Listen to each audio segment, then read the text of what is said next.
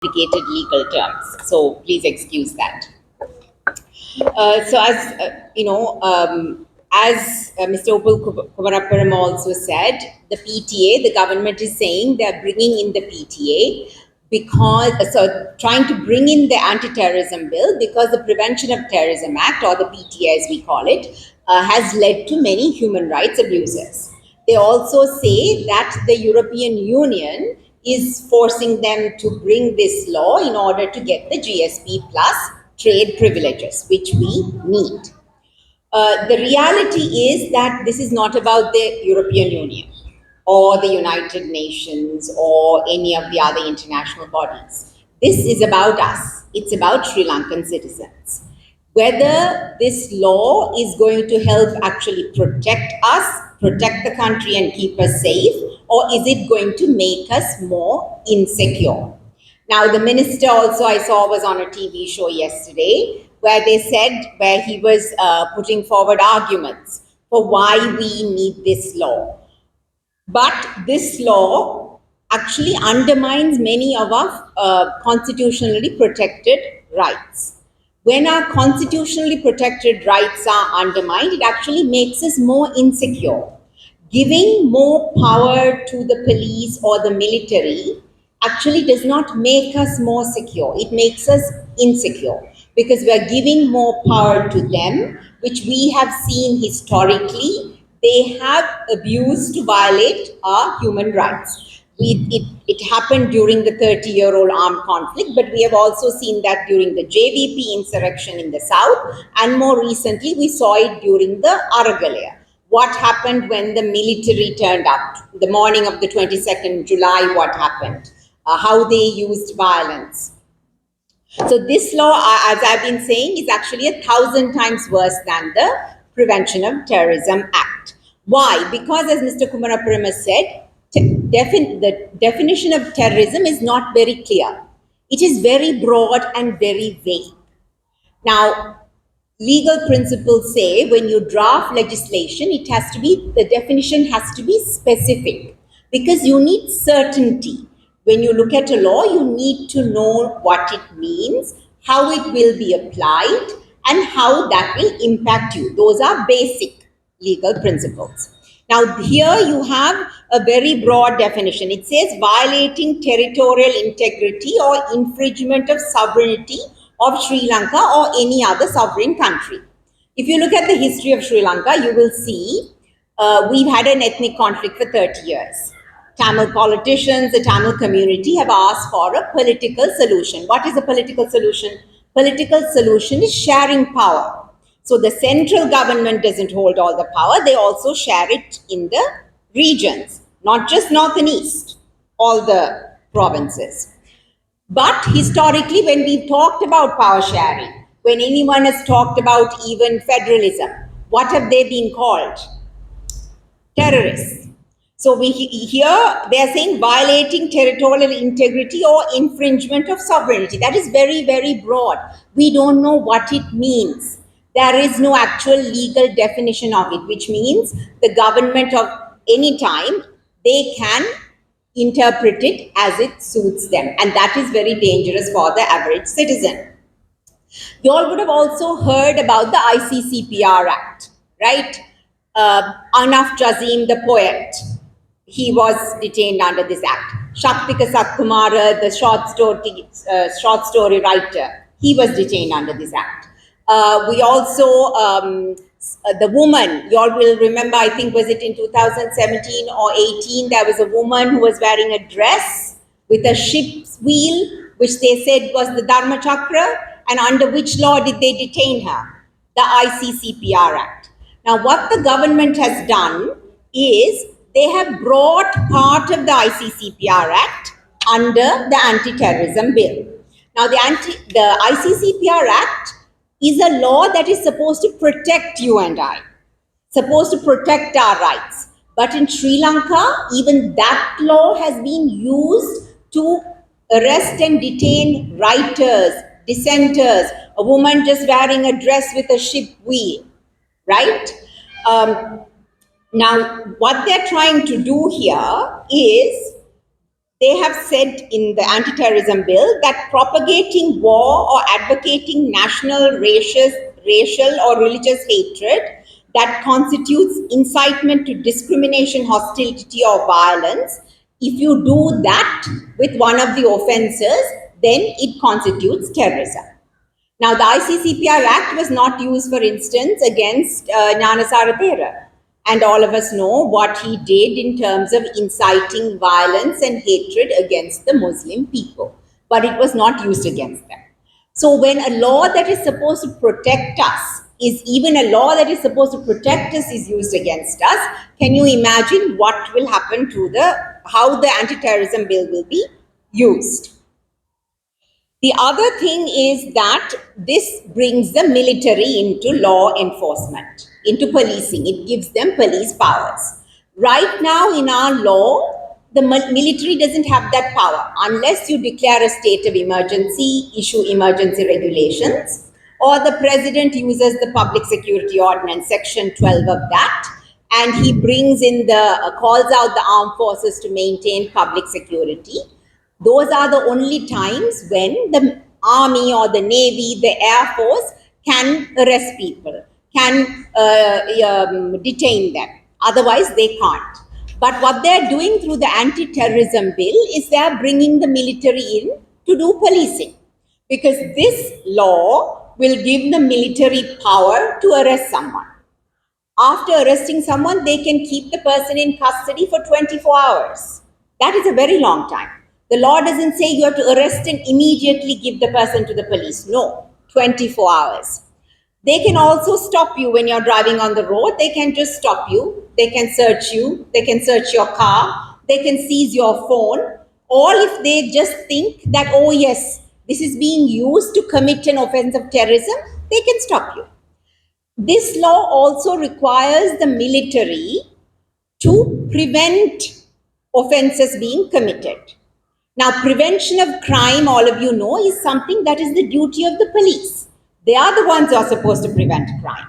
But here they are giving that over to the military. So they are normalizing the involvement of military in policing functions. Now, that is very dangerous because in a democracy, the role of the military is to safeguard the external borders. Or if we have a national, like we have a tsunami or we have a landslide, then of course you can bring them in when there's a humanitarian crisis.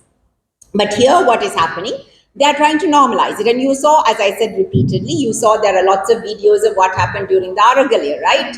When the military came in, what happened? How they were very brutal because they are not trained in law enforcement. Their instinct is to first use force. So using force is not a last resort. It is their first instinct. Then also it allows the police to obtain the assistance of the armed forces, which, as I said, once again, that is extremely problematic. Then, of course, we have detention orders. I think Mrs. Alia Piris will talk more about the detention orders.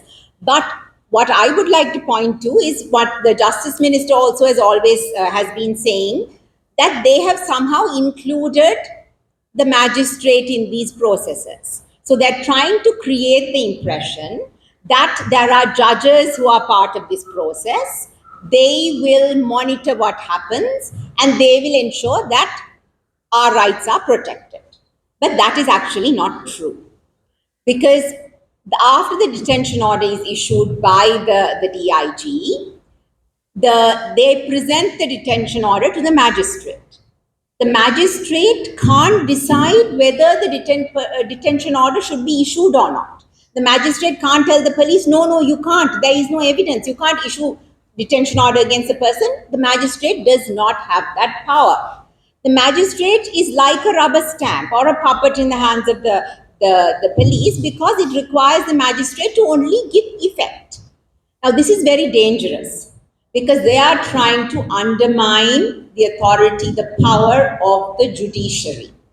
And it is, when you are talking about depriving a person of their liberty of detaining them, it is the judiciary that should have the authority to make that decision. So they are undermining the powers of the judiciary. Now, also when a detention order is to be extended, how do they extend it? Now, first, they can detain a person for 3 months. 3 months is a very long time. Now, I've heard now, for instance, the Justice Minister had said, oh, they have this law in the UK, they have it in France. But in the UK, maximum you can detain a person for only 2 weeks. After 2 weeks, if you don't have evidence to charge the person, you must release. But here, 3 months first. 3 months is a very long time. After 3 months also, if they want to extend the detention order, they have to submit a confidential report to the magistrate. So, confidential, we don't know what is in it. The person detained doesn't know, their lawyer doesn't know, so how are they supposed to defend themselves? And after that, also the proceedings are closed proceedings. They are in camera, which means all these cameras can't go into the courthouse. Human rights defenders can't go. The media can't go to observe the proceedings. So it's all very secret. And if the magistrate looks at that confidential report, and after that, if the magistrate thinks there is no reason to detain this person, there is no evidence. Now, you will think, okay, if there is no evidence, you have to release the person, right? Wrong. No. This law says if the magistrate thinks there is no reason to detain the person, the magistrate has to inquire. It says shall, has to inquire whether there is any reason to remand the person. Now, does that make sense to anyone?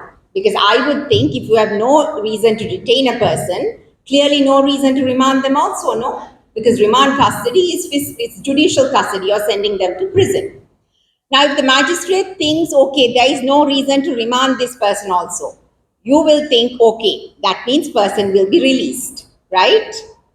No, wrong. Even then, the magistrate can't discharge the person. Discharge meaning completely release the person. The magistrate can only give bail. Now, how does it make sense that if the magistrate thinks there is no evidence against a person, even then the magistrate can't completely release the person, can't discharge, can only give bail. So it seems this law is constructed in a way to somehow keep the person trapped in the legal process. Then remand custody. Now here it says that a person can be held in remand for only a maximum of 1 year. So you will look and say, okay, 1 year, not bad. Under the PTA, people were held for 5, 10, 15, even 20 years. 1 year, not bad, no? There's a catch. What is the catch? The catch is the Attorney General under Section 30, subsection 1 can actually ask for the remand to be continued beyond that 1 year. And that 3 months by 3 months, right? But it doesn't say what the maximum period is. So 3 months by 3 months, you can even possibly extend it to 3, 4, 5 years. So then what is the difference between this and the PTA? Then the other thing is that it says section 41 is very interesting. It's also, I find it a little bit funny.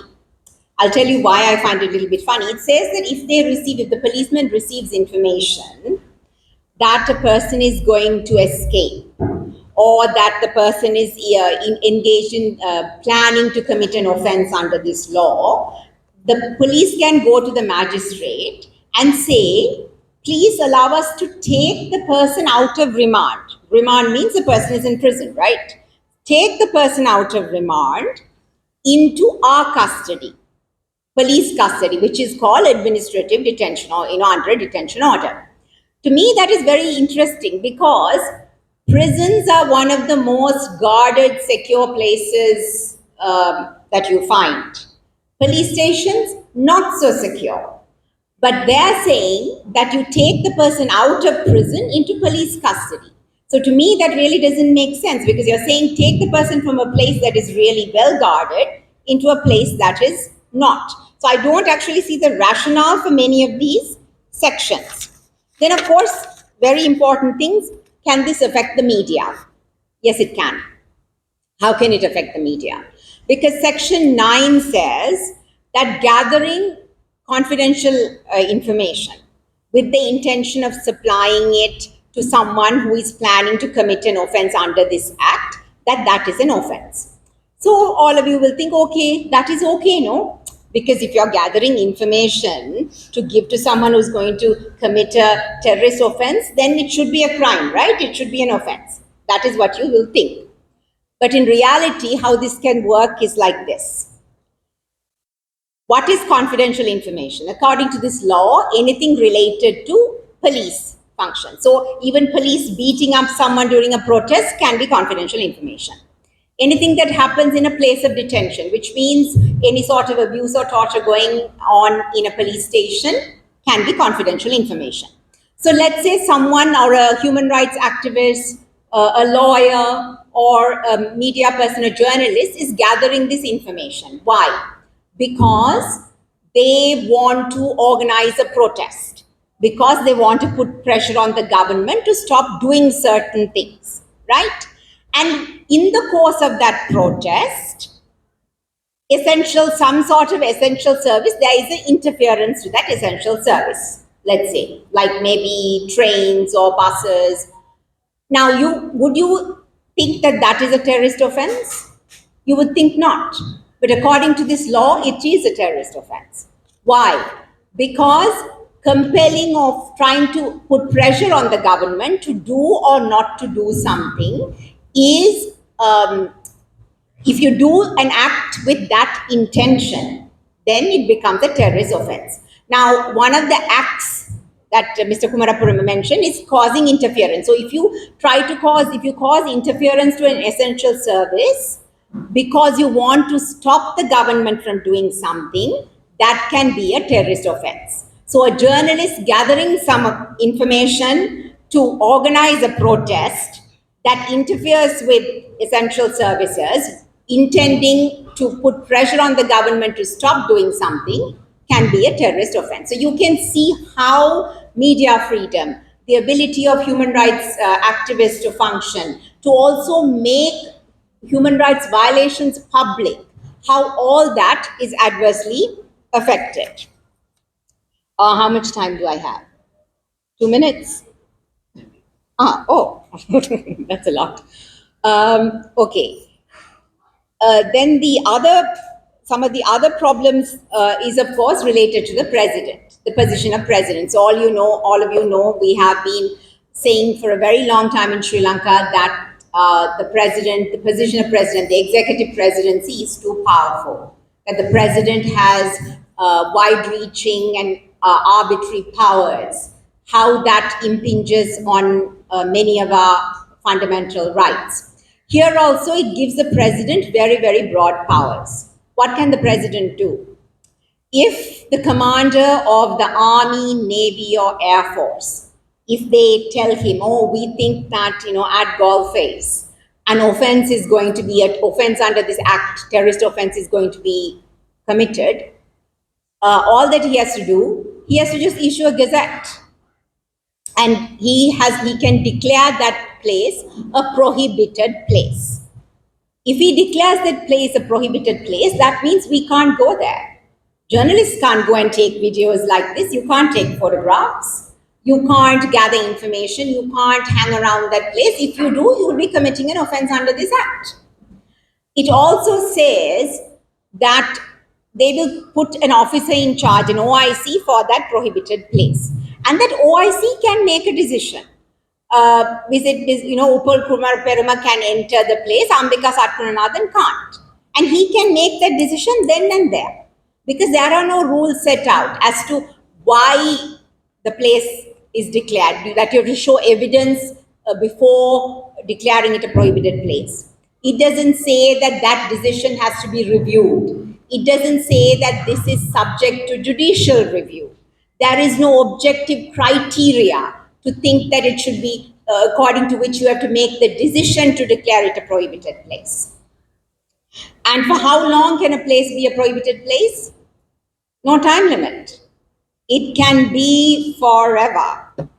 The other power given to the president here is to prescribe an organization or a group, which means a student union, can be the IUSF, can be, a civil society organization. They can proscribe that organization. Prescribing is like banning it, which means the organization can't function. It can't have any activities. It can't raise any money. It can't recruit members.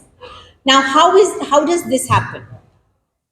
The IGP makes a recommendation to the president, and the president thinks, okay, then overnight he can issue a gazette and say, this organization is proscribed. He can do it for 1 year. Once again, no criteria given, no proper process, no oversight, no review of the decision. The only option for the organization is to go to the Court of Appeal. But the fact that the president is given such broad powers is extremely problematic. Then the other thing that this law tries to do is it's trying to undermine the authority of the Human Rights Commission of Sri Lanka. Because in our law, there are two entities which can accept complaints of violations of fundamental rights. You can file a fundamental rights petition in the Supreme Court, or you can go to the Human Rights Commission and lodge a complaint. Under this law, the president can appoint 3 people. And he can call 3 people to an independent review panel. So all 3 people are appointed by the president, which means they are not independent people. If there is a violation of a fundamental right when they are implementing this law, the people can go and make a complaint to this independent review panel or IRP. But the law doesn't say, after accepting the complaint, what is the IRP supposed to do? Law doesn't say. Can the IRP issue any orders? It doesn't say. Can it issue recommendations? Can it give compensation to the person? No, doesn't say. But what it does say is that the IRP must keep the information that it receives about the violation, that they must keep it confidential. So what does that make you think? It seems like this IRP, the aim is to gather information about fundamental rights violations and prevent people from going and filing a fundamental rights petition in the Supreme Court or lodging a complaint in the Human Rights Commission. And by maintaining confidentiality, what they're trying to do is also to bury these human rights violations, these fundamental rights violations. Now, I know from working with families of persons who are detained under the PTA, the families actually will prefer to go to the IRP than go to the Human Rights Commission or the Supreme Court. Why? Because they will think that this is a body set up under this law. Therefore, if we go here, we will get a better remedy than going somewhere else. So what it's trying to do is trying to psychologically make people not approach the Supreme Court and the Human Rights Commission and instead go here to this IRP. But the IRP can't give them any remedies because the law doesn't give them that power. All they can do is take the information and just bury it.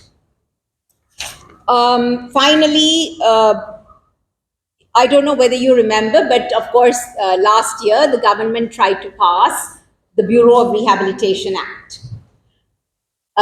Then many of us went to the Supreme Court and the government amended the bill and the government passed the bill early this year. The act came into effect on the 24th of January of this year. Now, the Bureau of Rehabilitation Bill says that anyone who has a drug dependency can be sent to compulsory drug rehabilitation. So all of you will think, oh, well, that's okay, because it's only someone who has a drug dependency, no? So that's okay. Well, actually, that is not okay, and compulsory drug rehabilitation doesn't work, but that's another story. But the Act also says that any other person can be sent to rehabilitation. So any other person it's you, it's me, it's any of us. Now, the anti-terrorism bill in sections 71 and 77 says that if a person who is arrested under this act, if he has committed an act that has not caused death or has not harmed the national security of Sri Lanka or the sovereignty of Sri Lanka, then the Attorney General can decide not to file criminal charges if the person undertakes to do certain things. One of that is give a public apology, give compensation to the victims. But one of them is also voluntarily agreeing to go for rehabilitation. Now, historically, we have seen, where the PTA is concerned, when they have not had evidence to file criminal charges against a person, they have somehow given the person the impression they have evidence and they can detain the person for a long time and try to force a person to go to rehabilitation. Even in 2021, there was a person who was arrested and detained. In 2020, he was arrested. And in 2021, he gives a phone call to his wife who lives in Jaffna. And he says, they are telling me, the TID told him to call the wife. So he says, they are telling me that if I go for rehabilitation for 1 year, they will release me. So what do you think about it? So the wife actually was very firm and she said, you have done nothing wrong. I don't want you to go away for 1 year. And she told him to refuse. He refused to go to rehabilitation. And what do you think happened? He was first given bail. Then several months later, he was discharged, which means they had absolutely no evidence against this man, but they still tried to send him to rehabilitation. So these are some of the very problematic aspects of this law. And what you can see is this is something that can be used against people who protest. It can be used against the media. It can be used against political parties. It is not terrorists because it is so wide and there is no specificity or certainty in the definitions. And we also have a history of abusing not just the PTA, but I also mentioned the ICCPR Act. So therefore, that is why it's important for all citizens to oppose this, because we actually don't know when it might be used against us. We can't think, oh, it will only affect them, because we have seen, particularly over the last 1-2 years, we have seen how anyone who goes against the government or certain entities in Sri Lanka, how you can be targeted by the government abusing the law. Thank you.